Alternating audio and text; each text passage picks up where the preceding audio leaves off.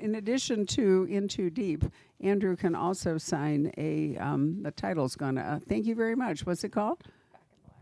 Back in Black. Thank you very much from Blackstone. And there is, thank you, sir. Appreciate your letting us see it.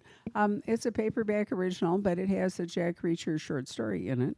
So if you're interested in that, tell us about the short story, and then we'll hand it back to this nice man who loaned it to us.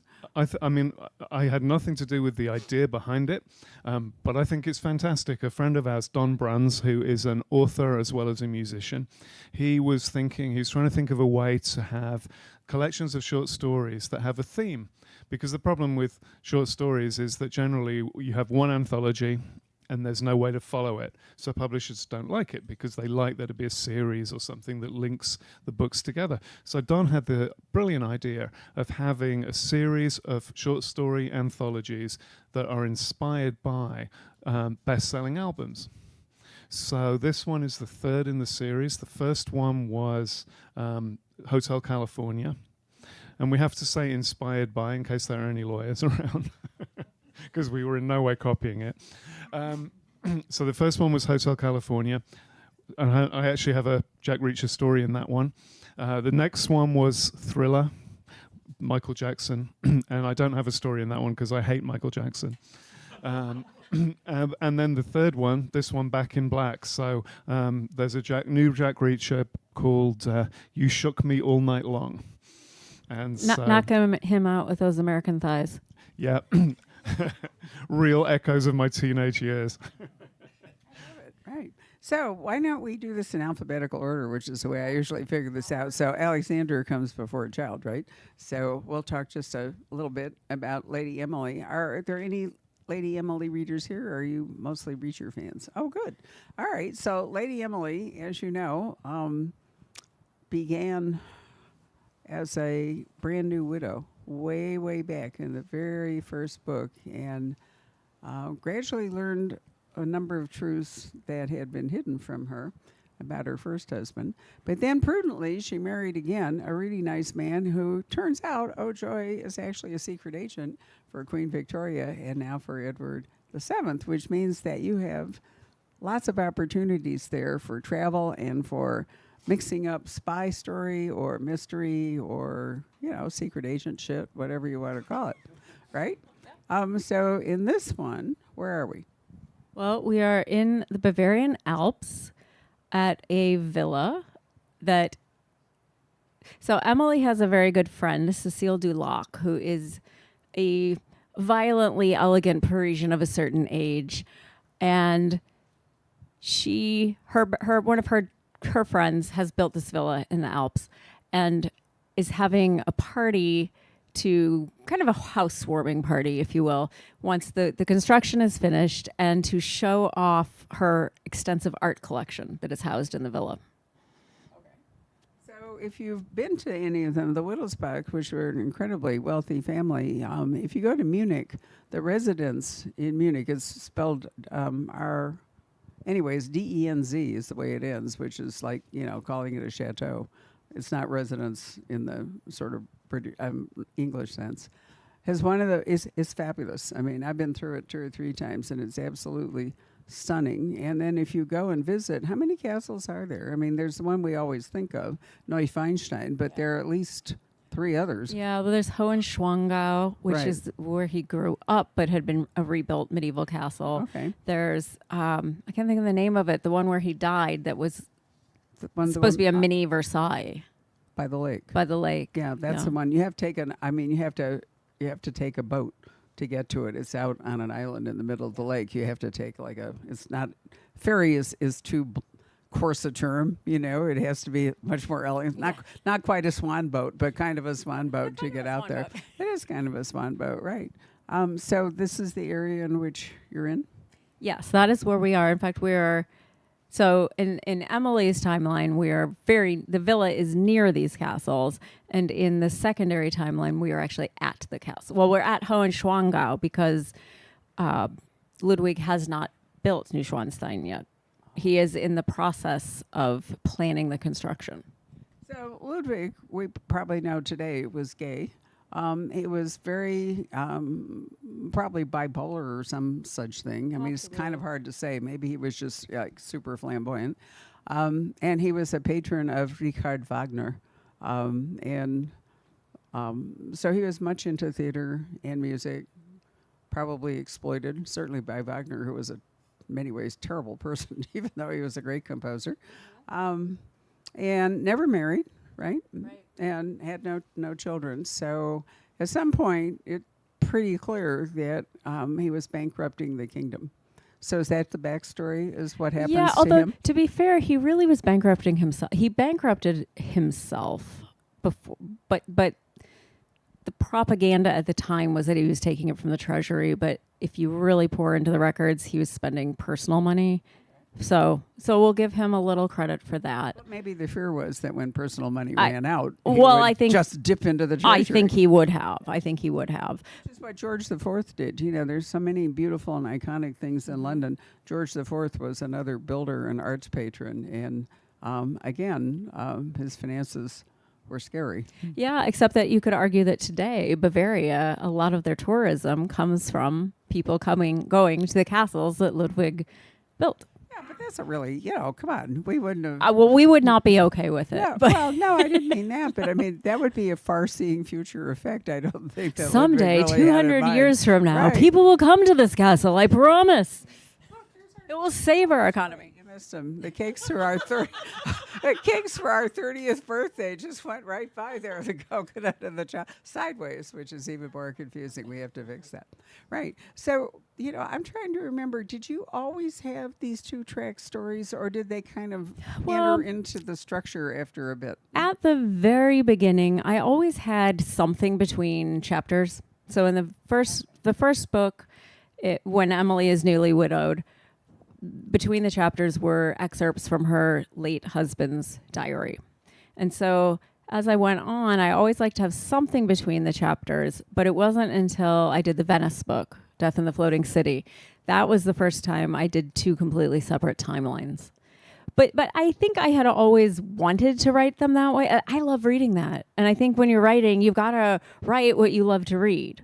And I just love I love history. So if I can have 2 separate time periods, that makes me much happier as a reader. So we've done Pompeii, we've done Scotland, we've done a whole bunch of things, and now we have Ludwig. Right. So what's Colin up to while all this is going on? Is he doing any secret agenting, or is he just sort of hanging out He's at the not house secret party? agenting because they're actually snowed in. They're snowed in. There's a blizzard. I mean, the thing is, I am a mountain girl, so I need mountains and I need a lot of snow.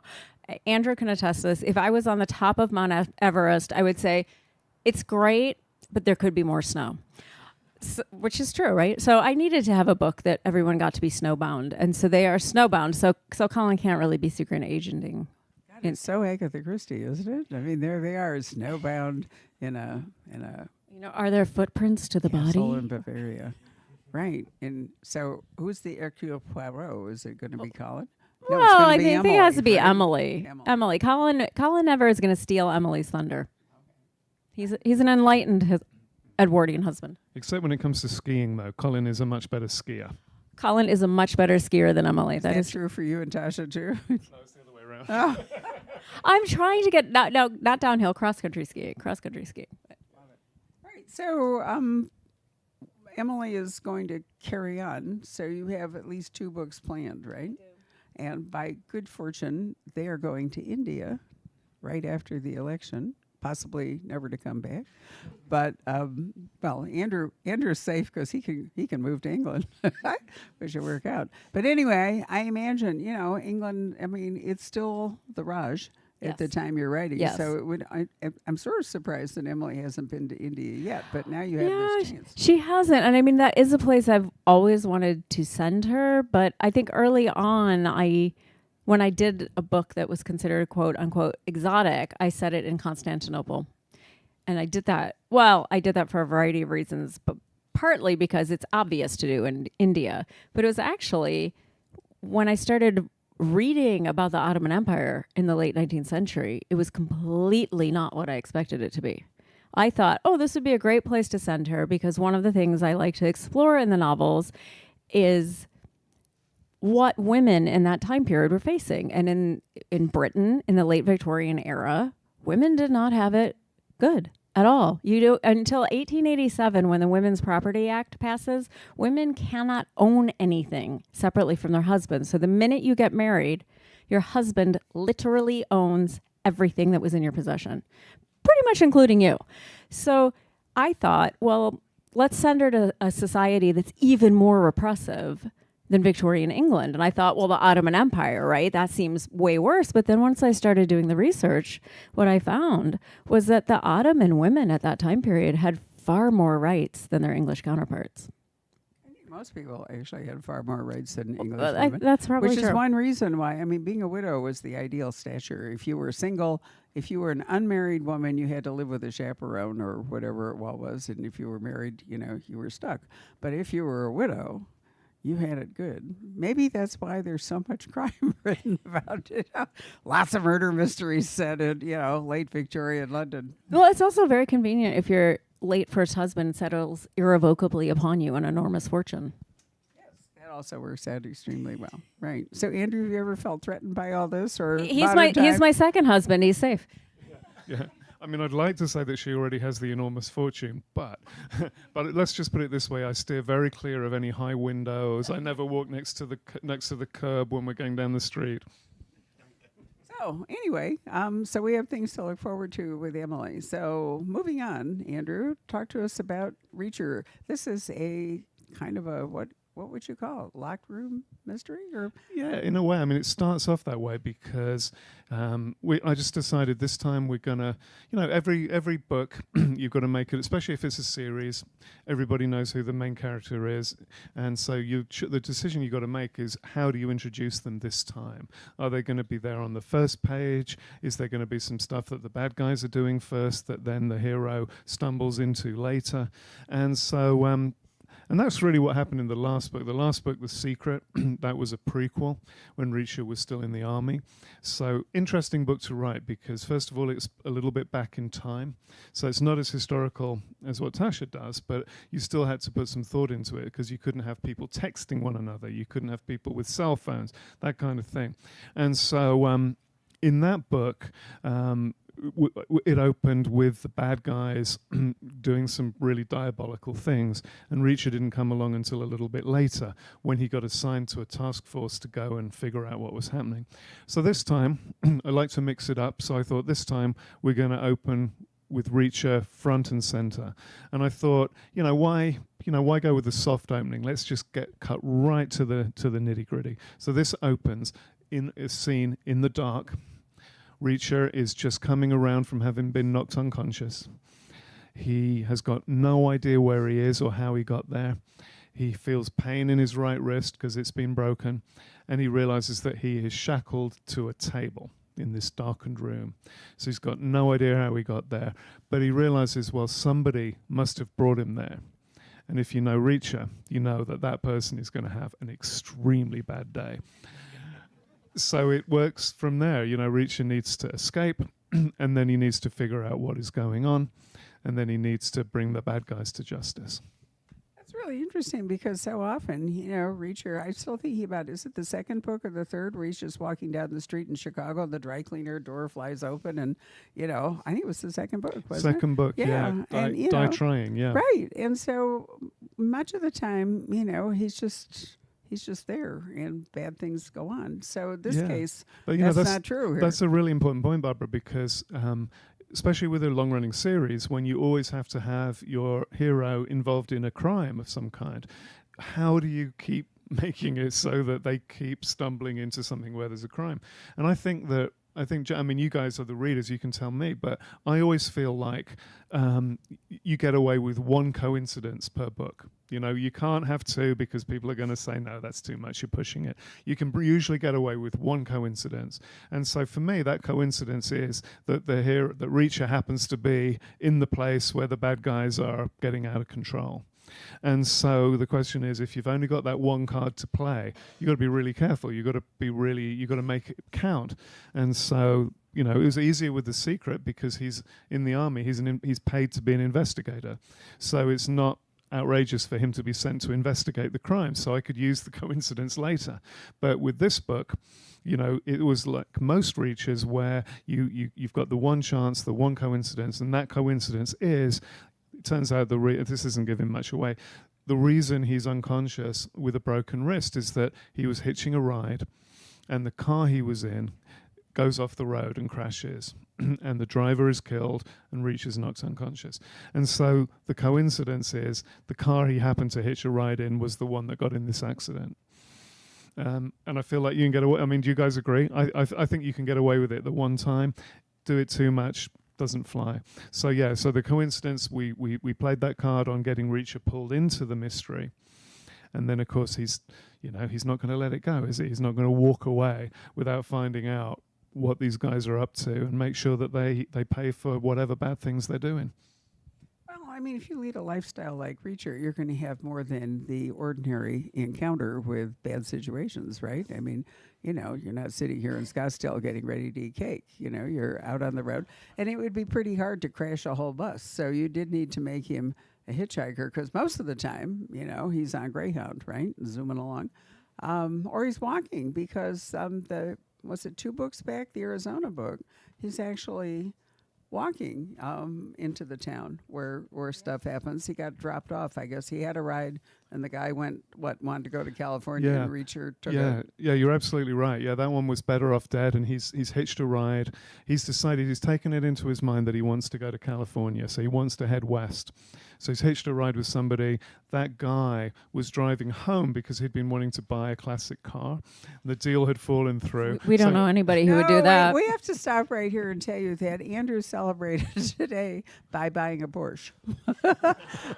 Right. So, and it turns out this is his new sort of spendthrift and uncontrollable habit, is buying cars, fostered in part by your brother. So tell us about your Porsche before we go. It's his new toy. Yeah, it's beautiful. There's a wonderful Porsche dealer here in town called Plaza Motors in Tempe. And yeah, it's a 2007 911 convertible. It's really for Tasha, to be honest. But that's how he justifies it. Yeah, 2007, that series, it was the last of the kind of analog Porsches before the computers took over. And, you know, it's a car that you actually have to drive yourself rather than the other way. And we've been freaked out, actually, while we've been here by all these weird driverless cars zooming around.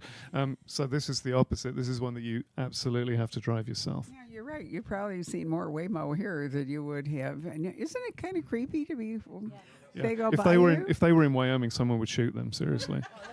Well, actually, they wouldn't have to shoot them because we have so many dirt roads. The cars, we have a Tesla, and the Tesla is great. But if you're driving on the dirt roads, there are no lines, and it just keeps trying to correct your steering. It's like, you're driving off the road. It's like, no, I'm in the middle of the road. There just aren't lines.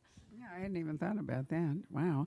I make it a point not to drive alongside them or past them. You know, I usually, if I see one, stay behind. And they're really busy, but then occasionally you can see one idling in a parking lot or a parking space. I guess it's waiting to be called. So it's just kind of... It's not like it can go get a cup of coffee. No.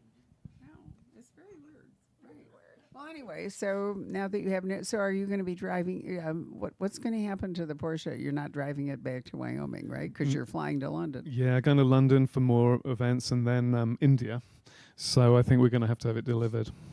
Unless anybody wants to volunteer somebody wants to volunteer to drive it to our house. The problem is not driving it away from Phoenix, but driving into Wyoming in the winter. So it may need to winter over. It may need to. What? Patrick's volunteering. You know what? You are just generosity itself, taking one for the team. Yeah. Right. And actually, because we're going to let you talk about your domestic situation here in a little while. Anyway, Andrew anyway, is enlarging the garage. How many cars do you have now? I'm going to make you confess. 7,869. I'm making that up. Yeah. Something around that number. It's hard to keep track of them, honestly. They keep multiplying. They're all old, though. There's no new fancy ones. And You drive well, them. they're too fancy. Yeah, Right, we drive. You actually buy them to drive, right? Drive all of them, yeah. Whenever I always have a stock line. If there's a particular car that I want to buy, if I find one and I contact the dealer, I always say to them, "Listen, this car needs to drive. It is not going to be an ornament. So if it's not capable of being driven, I don't want to know." And it's an old car. It's going to need some maintenance. It might sometimes break down. That's fine. Adds a little bit of excitement if you're not quite sure if you're going to get to your destination, but. It can't be one of those that just sits in a garage and gathers dust. That's no good. But cars like to be driven. They don't like to sit. They like to come out. It's sort of like dogs. They actually need a job in order Well, to... he bought a couple of years ago a Lotus Esprit. I think of it as the pretty woman car. And he drove it from Seattle to Wyoming in the middle of the winter. And it worked. Yeah, I stayed the first night in a hotel right up in the mountains. I came out the next morning and it had snowed, so the car was hidden under the snow. And there was a professional photographer who had been staying in this hotel. He was supposed to be there to take nature shots out in the snowy weather. But when he saw this car, he was just spending. I went out and he's taking pictures of the car. So this is totally the opposite of Reacher, right? Who the only thing he wants to own is like a toothbrush or something. So, right. So you're not, I mean, it's sometimes I think people confuse, the hero with the author, but that would be a mistake in this case. Well, they are both tall. Very true. And Andrew had a serious caffeine Jones for a long time, but he's cutting back. So that part is true. Right. And your brother does too, right? Yeah, we both. I mean, well, I was going to say drug of choice, not so much for Jim. Lee has other, he has other preferences. But yeah, caffeine was always the one for me. But then, yeah, I got sick of being, we go places, particularly if Tasha's doing research. I'd go with her. We'd go to some wonderful place, and she'd be thinking about which amazing buildings should we see, which museum should we go to, and I'd be thinking, well, where's Starbucks? Because I need another cup of coffee. She would always make an effort to learn the language, and I would just find out if Starbucks was the same in that country, and if it was, then I'd be happy. He really liked St. Petersburg, Russia, because the Russians really, really like their coffee. And pretty much on every street corner, there were these vans that had been converted. The back of the vans were converted into like barista stations. And he was like, I can relax here. Yeah, you just would go from street corner to street corner, just get another cup as you go. But yeah, so I needed... Those days are over for him. Yeah, I reformed. I needed to make an effort. But what I loved about it was, because I love coffee so much, I would always look out for it in the press. And at 1 week, it would be brilliant because it would stop you from getting cancer. The next week, it would be terrible because it would make you demented. And then, literally every week, it was a different thing. So... That's true. Yeah, and red wine and coffee get varying medical reports. Yeah, I'd forgotten about that. In fact, I had a friend a few years ago. There was a report in the newspaper. There was one particular day where 3 things combined. They decided that chocolate was good for you, red wine was good for you, and there'd been some problem with some farm in California that had got polluted. So they were saying that lettuce was bad for you. So a friend of mine, she was saying, this is my dream. No salad, but all the red wine and all the chocolate you can eat. She was loving it. I mean, the next day they changed their minds, of course, but she had 24 hours when she could be happy. So this Reacher, although you and Jim have worked on them together. Sorry, Lee's real name is Jim Grant. Just if I call him Jim, I'm actually talking about Lee. You did a couple books together without actually killing each other, so you can tell us about that. But this one is yours. And when Patrick and I did a wonderful interview with Lee on October 8th, it was a virtual interview for his book of short stories called Safe Enough. I asked him if this was Andrew's book entirely. I said, so you don't want to sign the Reachers anymore? I mean, he had signed every Reacher for us up to this book. And he said no. He said, I'm done. This is now Andrew. I am done. But he signed his own book. So if you're looking for a Lee Child signature, we have them up in the front. And I think he might write something. He didn't commit to it or anything, but I think he might be done with Reacher, but I don't think he's really done with writing. And one of the things we talked about in that interview was that Lee felt that Reacher needed to come a little more into the 21st century, maybe have a little tech expertise, maybe even have a phone, whatever. And then he didn't care. I mean, he didn't want to learn all that himself. But then Andrew could bring Reacher into a more contemporary hero. Did I sum that up well? He did say to us both a lot that, Reacher is a smart guy. And it's all well and good to say, oh, I'm a Luddite. But there comes a point where you can't be as smart as Reacher and not be capable of using a phone. Yeah, there was a distinction that had got lost, I think. Well, and the first thing is that, for some reason, and I don't think even he knows why, in a way, he made Reacher go backwards. Because if you look back to the very early books, I don't know if any of you guys remember the really early books. Third book, for example, Tripwire, starts out, Reacher is digging swimming pools in Florida. Somebody comes to try to find him. Reacher blows them off. They get killed. Reacher feels guilty, so starts to follow this guy's trail. Winds up back in New York City, has to go to a private eye agency. And Reacher, there's no one in the office. Reacher goes, he breaks into the computer, and he interrogates the computer and finds information about this person and who had hired them. So that, we're now on book 29. On book 3, Reacher could interrogate a computer and pull out information. Book 7, Persuader, Reacher infiltrates an enemy organization. He pulls back the heel of his shoe, pulls out a little device that essentially sends email. So in book 7, says, that's my favorite opening chapter possibly of all time, because you think Reacher's turned until he opens up his shoe and pulls this out and he says, I'm in. Yeah. I mean, I'm in. It is just such an unbelievably great. It is a wonderful opening. But, again, if all of those 22 years ago, Reacher could be sending emails from a device hidden in his shoe, it makes no sense that all of a sudden he couldn't manage technology. And so for me, the difference is, Reacher is really intelligent, so there's no reason that he couldn't figure out how to use any kind of a machine.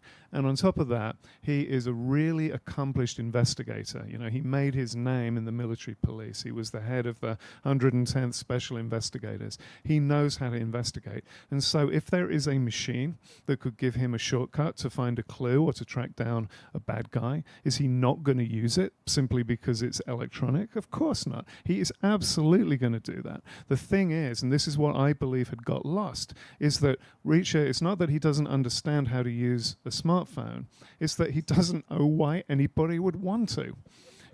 Think about Facebook, people posting pictures of their sandwiches that they had for lunch, right?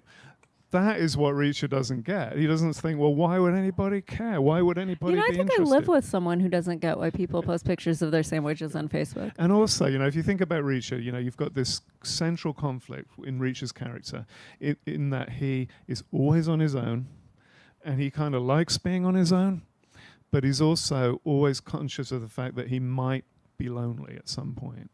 And so I think that there's a little fear in him that if he had a phone, no one would call him.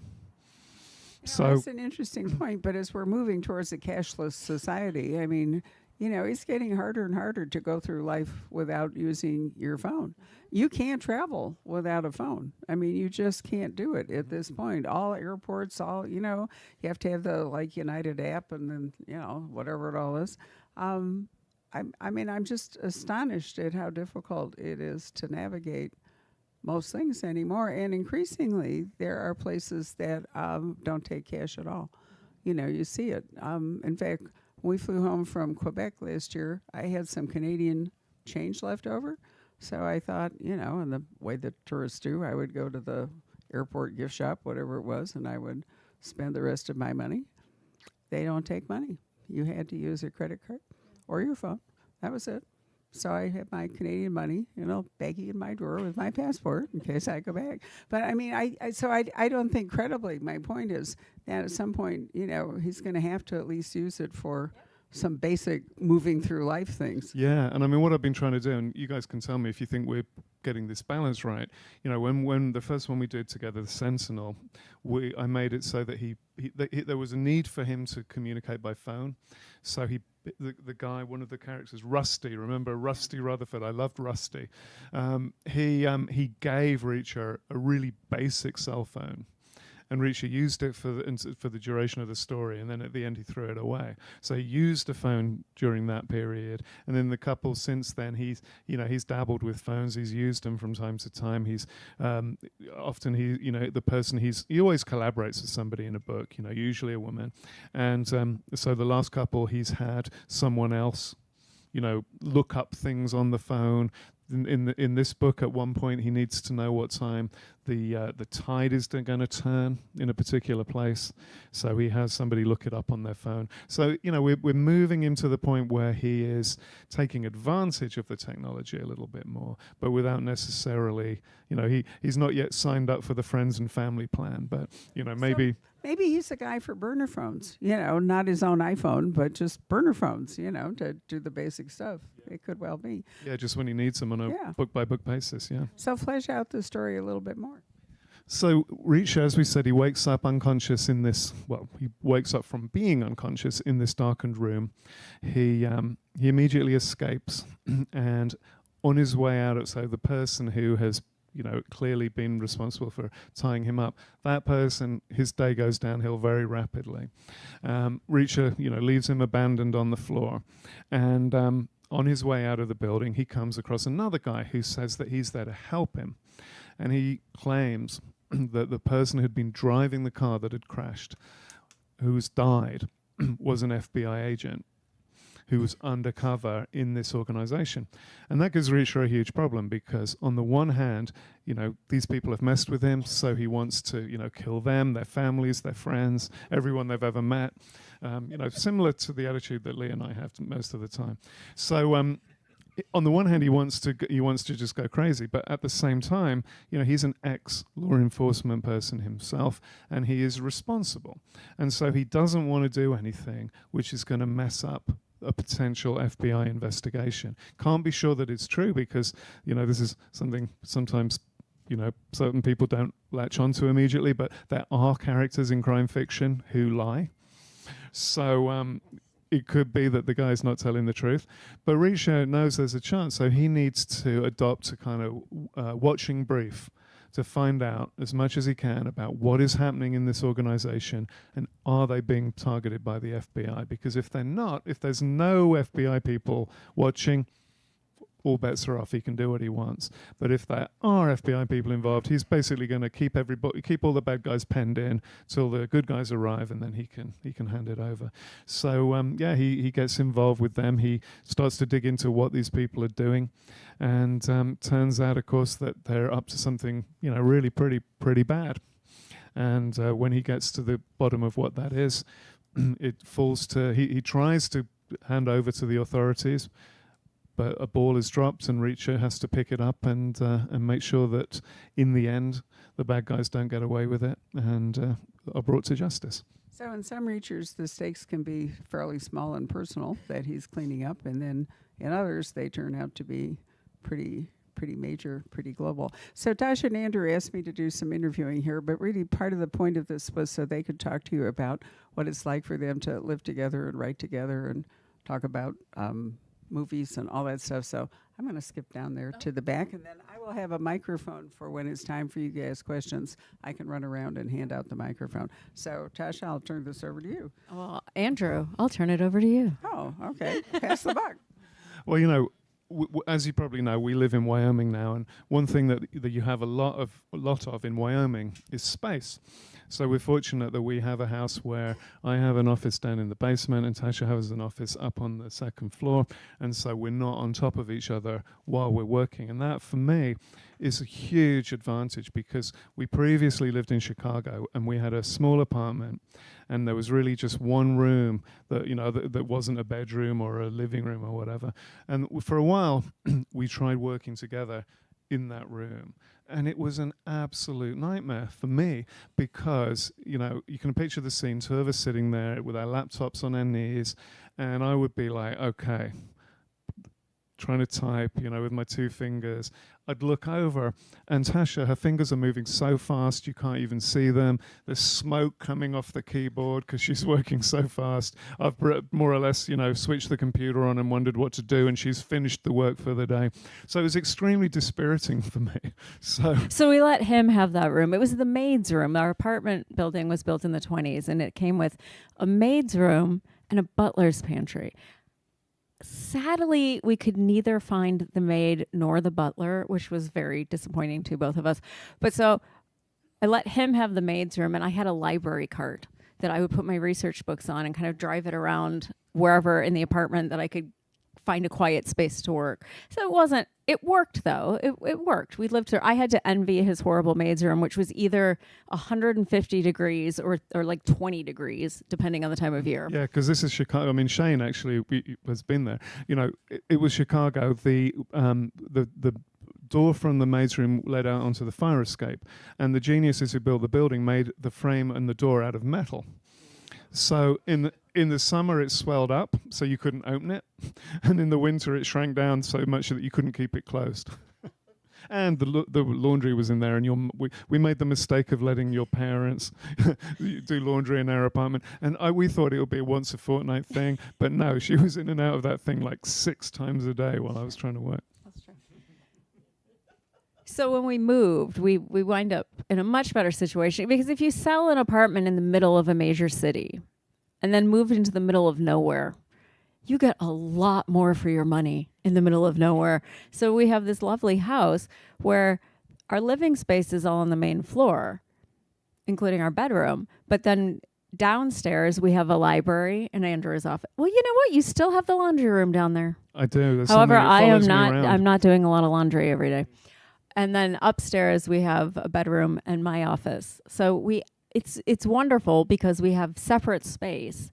And also, you're not in your living space while you're working, which really was the problem in Chicago. If you work, and I'm sure all of us during COVID were having to work at home, and when you're working in your living space, it's like you're never not working. I would see that library cart, and just even if I wasn't supposed to be working, I'd feel like I should be working. Yeah, and the layout of the house proved to be a surprise bonus for us, because we knew we wanted a house in that particular area in Wyoming. And the difference is, if you look at a real estate listing, when we were selling our place in Chicago and we were looking at equivalent places, it would tell you what brand of faucet you had in the kitchen. It would tell you what the make of refrigerator there was. In Wyoming, it's like, look at the land. Oh, and there's a house. And it has some rooms, but you don't really need to know about that. So when we went out to see it for the first time, we had really no idea what to expect, other than we knew there would be a lot of land around it. And so when we found it, because it's built into the side of a hill, and that's why you have the 3 floors like that, it just works perfectly, because we can get up in the morning, we can go our separate, it's as if we're going to work. You go upstairs, I go down, we have tea. We sit on the. We're not savages. Yeah. We get up and have tea. Yeah, we sit out. If the weather's warm enough, we'll sit outside. We've got a little chipmunk playground that we built outside the front porch. So we'll watch the little critters all playing, and then we'll and the moose. And the moose. Yeah, we have crazy moose. The standard line we have is that if we want to see moose, we look out of the window, but if we want to see people, we have to get in the car and drive. And so we had 2 of them sleeping outside the front door right before we came over here. So yeah, we see the moose. But we go, you go upstairs, I go downstairs, we do what we need to do, and then we meet again on the neutral ground for dinner and whatever terrible TV we're watching at the time. Yeah, we always watch very trashy TV when we're writing. So, but I think the thing is that it sounds in theory like a terrible idea to have 2 creative people in one house, because writers are extremely neurotic and extremely just crazy. Let's say it. Yeah. Crazy. I'm crazy. He's out of his mind. That's how that works. Yeah, like we've got these really good friends in England who the guy is a playwright, and the woman, who was originally my friend, but now they're both our friends, she is a civil servant. And so, their kids are a bit older now, but for a long time, he would be trying to write a play.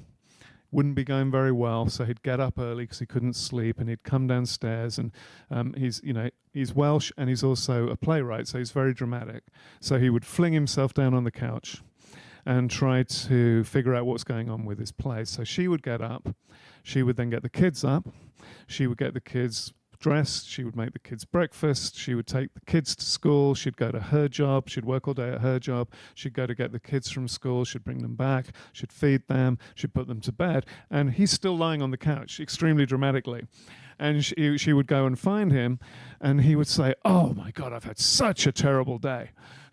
And she'd say, "Well, let me tell you about what a terrible day looks like." But this is the thing, because it sounds really tragic to have to lie dramatically on your couch all day. But actually, that can be a really bad day. And when you have two creative people, like, we get it.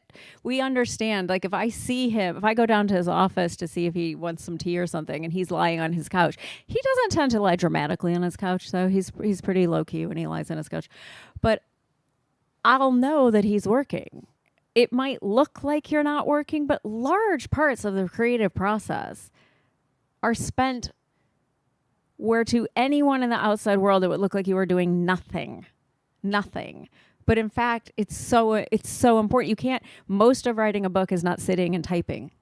Most of it is letting your brain figure things out. Yeah, the typing out part is the kind of the easy bit at the end, really. It's the figuring out part. And yeah, it does. It looks like you're doing absolutely nothing. But so it's wonderful, actually, to be married to someone who understands that.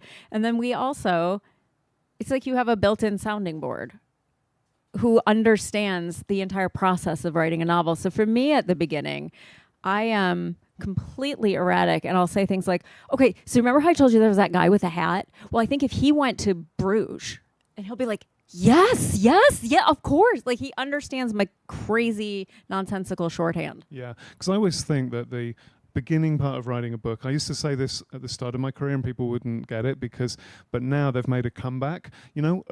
Instant cameras. When you take a picture with an instant camera, the little square comes out, and at first you can't really see anything, but then if you keep watching it, it kind of turns into a kind of foggy image, and you can tell that there's something there, but you're not quite sure what it is yet.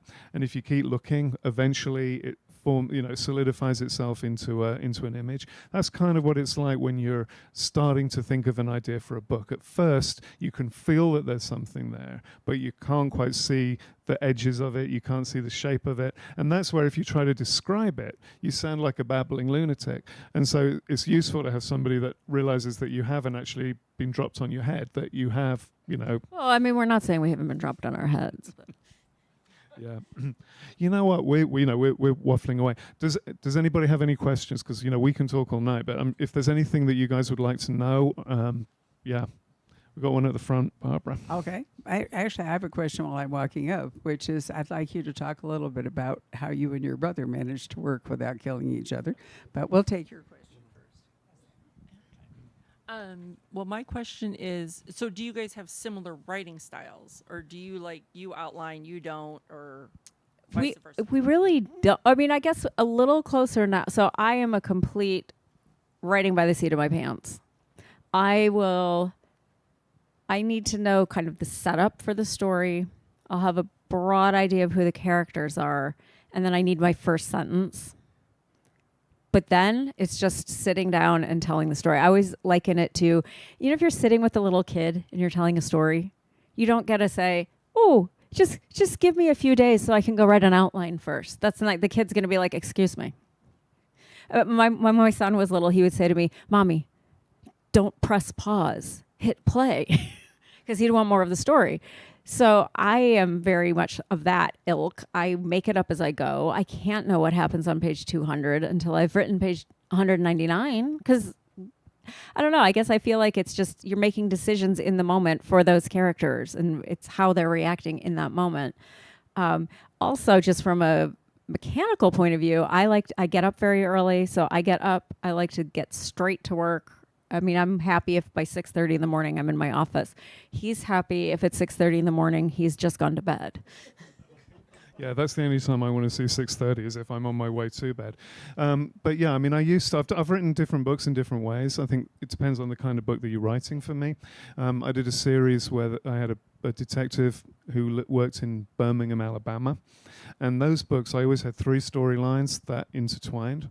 And I always wanted it to be so that you never had consecutive chapters dealing with the same storyline. So that meant I had to put a little bit more effort up front into making sure that I had figured out those 3 strands so that I could keep them separate, but also have them join at the right point. So those took a little bit more planning. Other than that, I always used to like to basically know where I was going. You know, someone a long time ago described it as the driving through fog method. You know where you're leaving from, you know where you're trying to get to, but at any given moment you can only see as far as the headlights shine through the fog. So that usually worked for me. But once I started working with my brother, he doesn't outline at all. Rather similar to Tasha, he will just start, he'll get a nice scene in his head, generate a first sentence, and go from there. And when we were doing that first one together, the Sentinel, I thought to myself, I know because he always exaggerates. And I thought, when he says that he doesn't have any idea what's happening, he really must do. I'm sure he's got an idea. So we finished the first scene. We were happy with it. And I said to him, okay, what happens next? And he said, I've got no idea. I was like, oh, God, he really doesn't. Well, actually, I met Lee before I met Andrew. And it was before my first book had come out. It was the first conference I'd gone to. And that's one of the things we bonded over when we first met, because I write the same way. I don't have I know it's going to work out in the end, broadly speaking, but I have no idea what happens next. Yeah. So that's an interesting one. But, Tasha likes to, as she said, she will just get up and start work. She's like one of those really new computers that you just open the lid and they're instantly at full speed. I'm like one of the ancient ones, the hearing aid beige ones where you got to turn them on and they grumble for like 2 or 3 hours before they're really. And so, I cannot leap straight in. And I've also got this problem, whereas if I know that there's something that needs doing around the house, that like weighs on my mind, and I need to have the decks clear before I can go. It's very easy to distract me. So what I really like the best is when you sit down to write and it is just starting to get dark. Because for me, if you're sitting there, normally, if I'm writing in daylight, you've got an entire world that can distract you and all these things that are happening that you can think about. Once it's gone dark, the world shrinks down and there's you and there's the little pool of light that's cast by the screen from your laptop. And that's all there is. So there's nothing to distract you. And so, I'll sit down. What I really like to do, and it's a bit of an antisocial way to exist, but I really like to start writing just as it's going dark so that I can just get absorbed by that little tiny puddle of light. And then I'll just go right through until the sun rises and then go to bed. So that's why you put him in the basement and you're on the second floor. Right. Yeah. Well, I wish I had a photo, because having been to visit them, Andrew has the coolest office furniture ever. It's enormous and it's metal and it looks like you're inside a rocket ship, and it was too big for your previous house, right? So exactly, yeah, I'd seen it in a store. I loved it. I really wanted it, but yeah, it wouldn't fit. The desk was too large to fit into this maid's room that we had in Chicago. So I had to get a smaller one. And then when we moved to Wyoming, I thought, I don't really need 2 desks, but hell, it'll fit. I'm going to do it. So yeah, so now I've got the original desk. It's an airplane wing desk. Yeah, it is just sensational. It looks so cool. it really does. I mean, it looks as though you're going to jet off rather than actually. Whereas Tasha sits in an armchair upstairs in her office with her laptop and a couple of bookshelves alongside or something. So, I mean, they are 2 entirely different situations. Yeah, yours reminds me of Laura Ingalls Wilder. Although with a bunch of ancient Greek art reproductions. Yeah. But your Right. dad, where you sit in that chair with the wide arms, Right. So tell us about Lee's writing style. Yeah, so Lee is a firm believer that nothing of any value happens in the morning. So That's really true. I once asked him if he'd like, when I was in New York, I said, want to meet up for coffee? And he said, do you actually drink coffee in the middle of the afternoon? And I said, I mean, he doesn't even get up. no.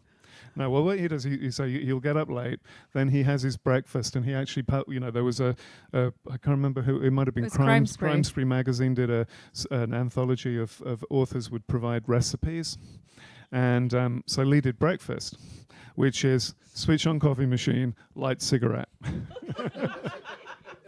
So he gets up, he has his breakfast, maybe around 11ish. if he's feeling motivated, that's when he's going to want to start working. And the thing is, when we started together on that first book, The Sentinel, we had no idea how to do it because neither of us are famed for playing well with others. So we're like, how are we going to make this work? And actually, it started out pretty easy because he has a house 3 miles away from us. He's our next but one neighbor. So, Wyoming, that's 3 miles away. So he would come over. My office is down in the basement, walk out basement. So he could just park, walk around, come in my office. And then, before we started working together for 25 years, we had, for fun, sat around and talked about Reacher. If there had been any psychologists anywhere near us, we would have been in trouble because we're talking about him like he's an extra brother, like he's this real person. So for 25 years, we'd had fun saying, oh, well, what would Reacher do about this? What would Reacher do about that? And then, the difference being now, I just have to type it out at the end.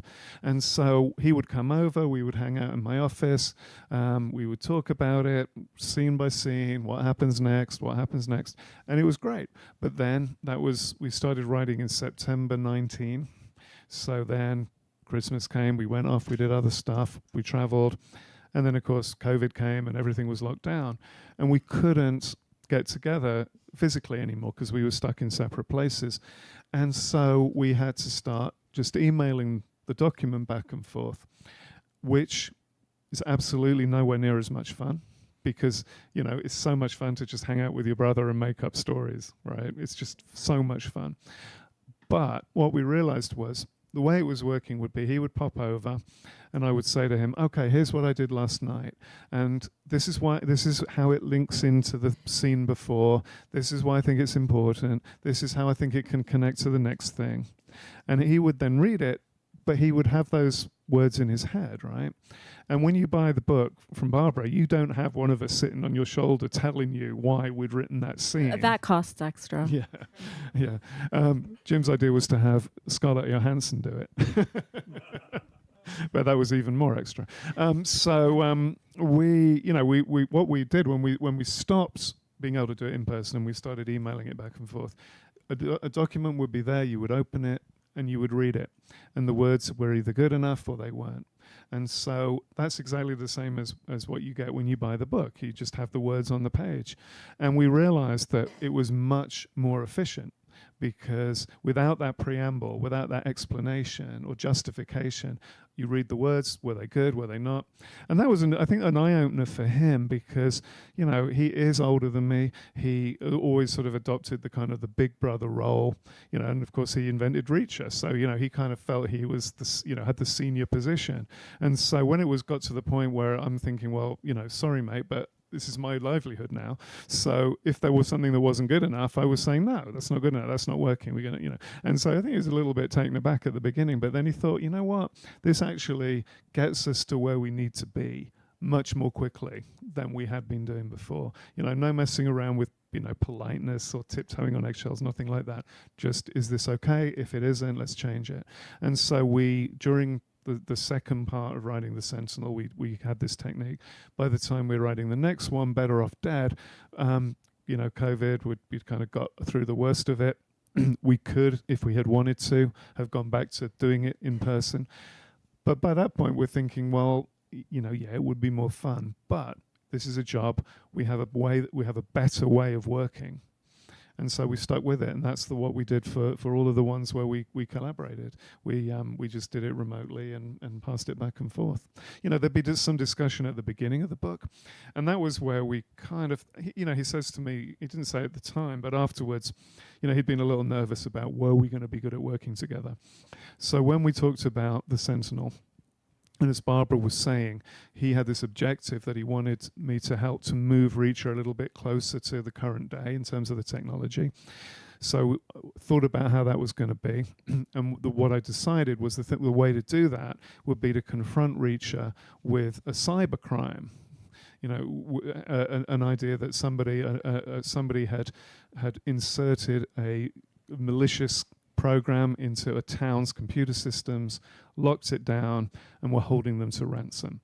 Because that would be the kind of thing that Reacher would really struggle with. Because on the one hand, he wouldn't necessarily be able to understand the technological side of it. How does a computer system get shut down and held to ransom? And the second thing would be, in Reacher's world, somebody says, if you don't give me some money, I'm going to do some bad thing. Well, you just go and break their neck, and then there's no more problem, right? But if you don't know who they are, you don't even know what country they're in, it becomes a lot more difficult. So we thought we can use this backdrop, you know, make the threat, this cyber threat, almost a character. It's almost an extra villain that Reacher has to fight.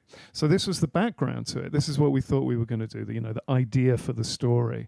But then how do you get into the story? A good friend of ours talks about, if you're starting to write a story, it's a little bit like you've got a roll of sellotape, and you know when the end gets stuck down, you know it's there somewhere, and you have to just go round and round the roll, trying to find it with your fingernail, and then finally you find where it is, and then you can unpeel it, and off you go.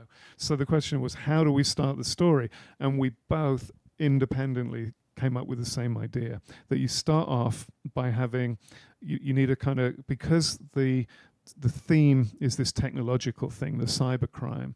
That's impersonal. No one's going to get excited about it. No one's really going to care about it. So you need a person. You need an endearing person who has been harmed by this thing. And so, we both came up with the idea of having, and so the idea was to have this character that I really like. I still feel sorry for him because we were so mean to him. This character that we called Rusty Rutherford. And he was the town IT manager.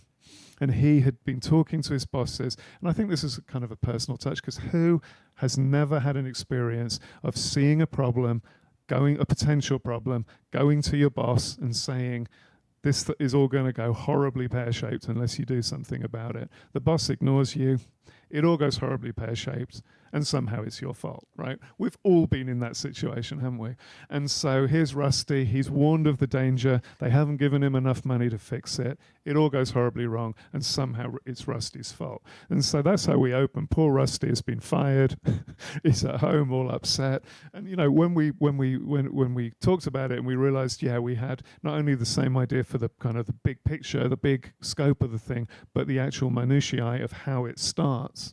We thought, this maybe will work. And if you know the two of them, nothing about this is surprising. They are the same person. It's insane. I mean, when I talk to Lee's wife, I mean, we don't even have to say things because she's like, oh, I know exactly what he did because I'm married to the same man. They really are just, it's eerie how you guys are, they have the same taste, the same, it's like they're twins born 15 years apart. So, more questions? Okay. I'll scoot back. There you are. That was a great apartment you had, though. It was a great apartment. Good bookcases. Even if it was, great bookcases.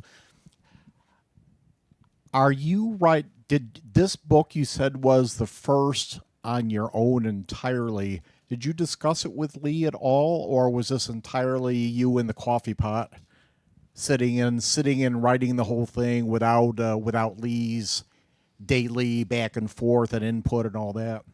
Well, thanks. So first of all, person asking the question is Shane Yerke, who's also an excellent thriller writer. So take the time to find his books if you haven't thank already. You.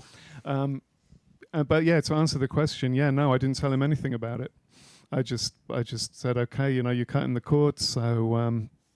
But you guys had moved to that gradually. It's not like you were working together every day through all the other books. As he likes to say, we European, we don't have a work ethic. Right. Another question? Anybody? Back here? Well, no, Lee followed us. Are you kidding? Well, so when I graduated from college, I was engaged, and my then fiance was doing a master's degree at the University of Wyoming in Laramie. And I grew up in northern Indiana and had never seen a mountain. And I got to Wyoming and unloaded the U-Haul, and the next day went to the mountains and said, why was I not informed? I just fell in love with it. I absolutely fell in love with it. It killed me to leave when he was done with his master's degree. And then, fast forward a gazillion years later, and Andrew and I are together, and my son was going to be graduating from high school. It was the summer before his senior year. And I wanted to take him and Andrew to see Wyoming because it had been such a formative place for me. So we packed up the car, drove out 80, did the big road trip. And I said to them both, well, we're going to spend more time in Laramie. Because, we were doing the usual. We were going to go to all the national parks and go to Tetons and Yellowstone and the Badlands and come back, around through the Dakotas. But I said, we're going to spend more time in Laramie than probably most people would, but it was just such an important place to me. So we had been there for about 24 hours, and Andrew turned to me and he said, could we move here? And I said, I knew marrying you was a good idea.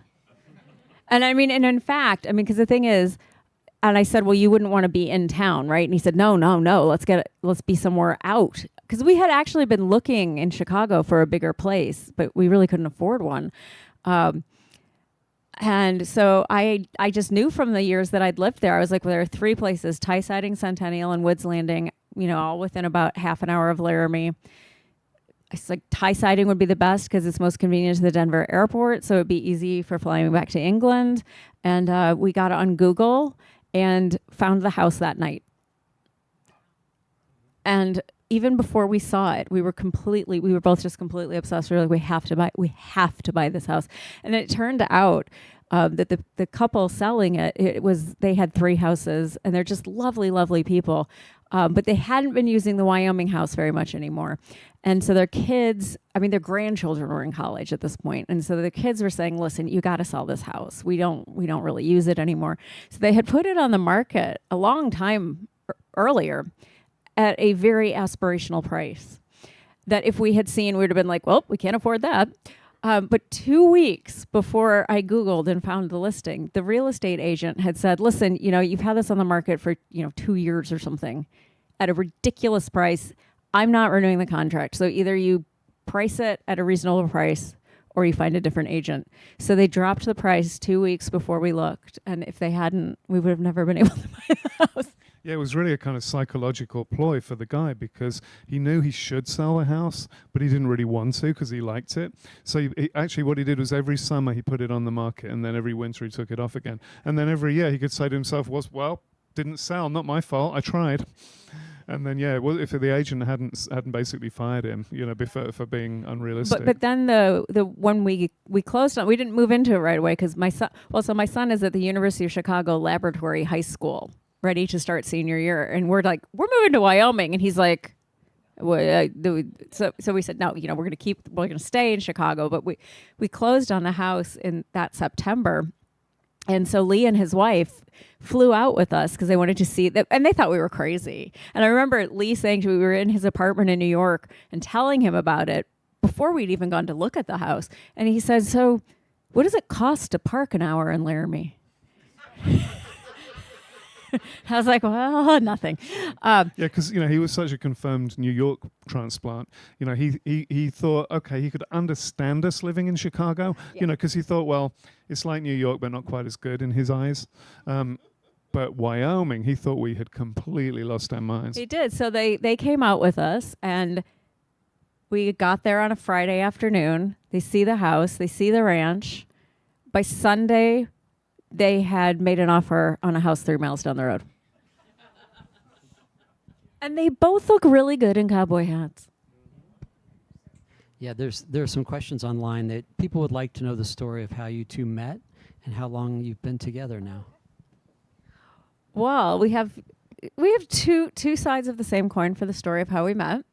It was at there's a big mystery conference every year, crime fiction conference called BoucherCon.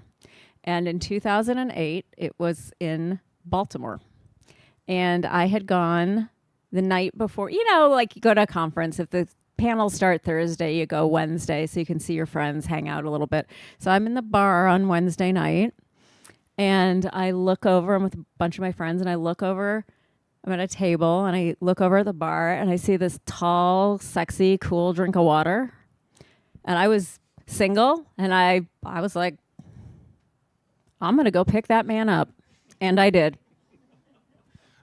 So it's He tells it slightly differently, but the thing is, I have the proof that I talked to him first. She did. So what?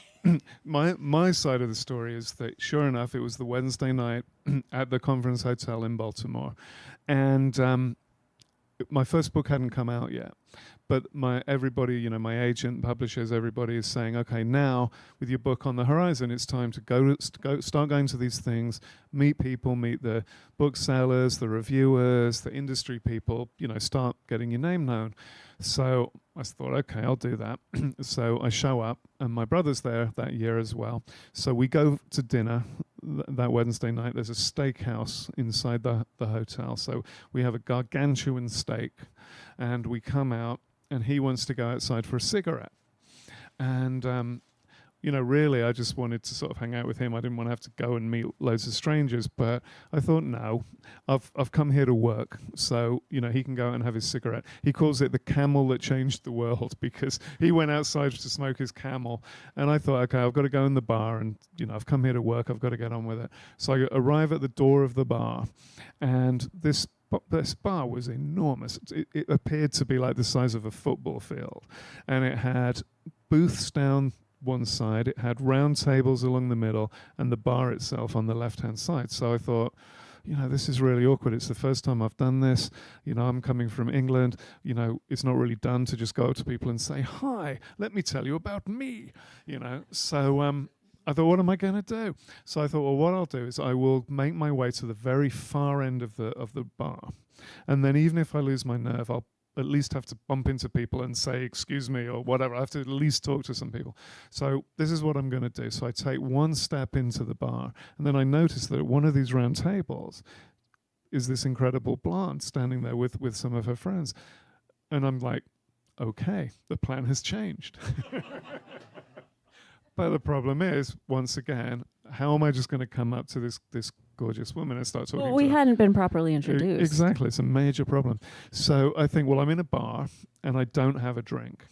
And conference bar, it's going to take ages to get served, right? So I'll order a drink, and while I'm waiting for it to come, I'll think of something.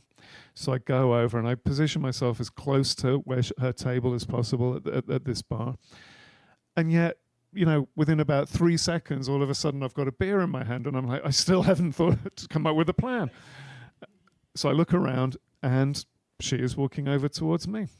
And that was it. We started talking. That was it. And then about, maybe an hour and a half later, his brother comes in. And I'd known his brother for years. So his brother comes in, gives me a big hug, and says, so I see you've met my brother. And I was like, what? Oh, yeah. Okay, guys. So I was at this conference.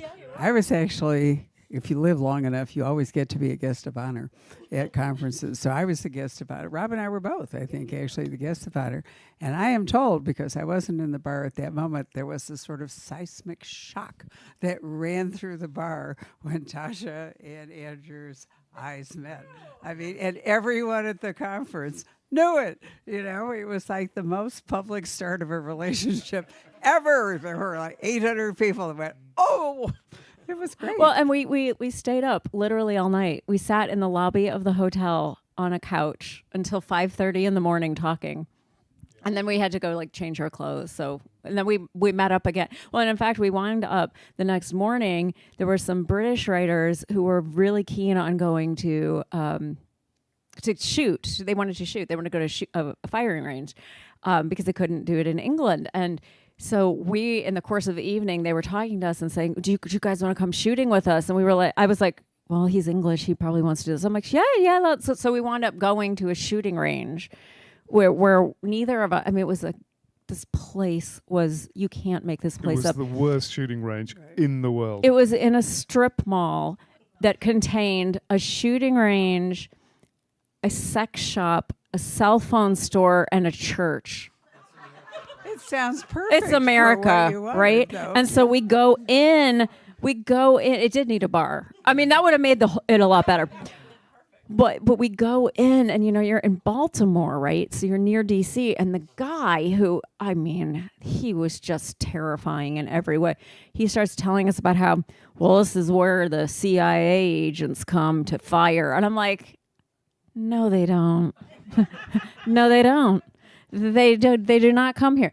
And the guns, so it was one of these where you paid for the ammunition and they gave you the guns, and the guns are all jamming, and I'm kind of like, and then people are fixing them with pen knives. I'm Yeah. like, I think I'm good Yeah, I on. was paired up with this fella. I'd never met him before.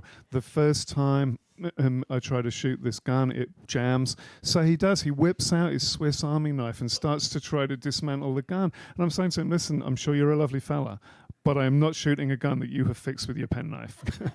And the whole time we wanted to just keep talking to each other, but you've got to have the hearing protection on. It was, we soldiered through though. Anybody else have a question? Yes, sir. They finished It's for filming. the microphone, so you both introduce yourself. They finished filming season 3, and they're approved for season 4. What's the book? Unfortunately, I don't know. But I can tell you he's going to have a cameo in it. That was my next question Yeah. because Lee did on the first one. Yeah. I mean, the original plan was that we both would for as many seasons as they make. It got complicated with season 1 because the original plan was to film it in Georgia because it was based on Killing Floor, which is set in Georgia. But then COVID came, and the movie company required a closed set in order to protect the actors and the crew. Georgia wouldn't cooperate, so they went to Canada instead. And they had everything locked down for 2 weeks before the filming could start. No one could come or go. So it seemed as if it was not going to be possible. But at the very end of the shooting schedule, the rules relaxed a little bit, sufficient for Lee was in New York, and he was able to just whiz up to Canada just for long enough to do that cameo. I couldn't get there because I was tied up doing something else. So he did that for the first one. The idea was that we would do it in all of them, but it just hasn't happened. So we're bringing that back for season 4. So I'm really looking forward to that. It's going to be fun. I met Alan last year at the Phoenix Comic Con here. Great guy. Mm. Yeah, very small though is the thing. He's huge. Guy's huge. So is anybody going to ask why Tom Cruise got to be the first Jack Reacher? Please don't. I was doing that to annoy Tasha because she has to I answer can do that. my rant. No, don't do that. Actually, I still remember somebody asked Lee that long time ago, and he said, and I think it's true, was it you? That at the time, there were no tall actors in Hollywood that were a big enough name to be Reacher, and so it turned out to be Tom And Tom Cruise. is wonderful. And he was very serious about the role. He read every single one of the books. He nailed the world weariness. And Humphrey Bogart was really short, and so was Clint Eastwood. That's so there you go. I mean, it's not his fault he wasn't tall enough. Actually, did you watch him in the Olympics? I mean, I thought that the Tom Cruise clothes for the Olympics was amazing. He did it all himself, for no pay, and he insisted on doing the stunts. And he rode his motorcycle down into the stadium and then off to the airport, and so there are redeeming features to Tom, but he wasn't. He's a good really, guy. Wasn't really a great reacher.